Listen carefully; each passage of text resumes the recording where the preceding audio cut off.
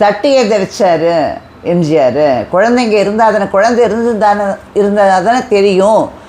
சத்துணவா, சத்து இல்லாத உணவு சத்துணவுன்னு சொல்கிறாரு அப்படியெல்லாம் சொன்னாங்க. அதுக்கு தலைவர் அப்போ ரொம்ப வருத்தப்பட்டு, அதாவது குழந்தை இல்லைன்னு அவர் சொன்ன அந்த விஷயத்துக்கு ரொம்ப வருத்தப்பட்டார்.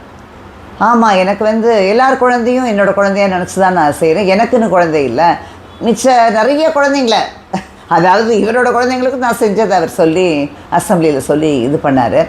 அதே மாதிரி சத்துணவு இல்லைன்னு எப்படி சொல்லலாம்? முட்டை இல்லை சத்துணவு, சத்து இல்லையா, அது இல்லையான்னு சொல்லி எல்லாம் அவங்க அப்போ என்னென்னலாம் அவர் அந்த ஸ்கீமில் ஸ்டார்டிங்கில் ஒரு இது போட்டிருப்பாங்களே, சார்ட் மாதிரி போட்டிருப்பாங்களே, அதை எல்லாத்தையும் எடுத்து பாயிண்ட் அவுட் பண்ணார்.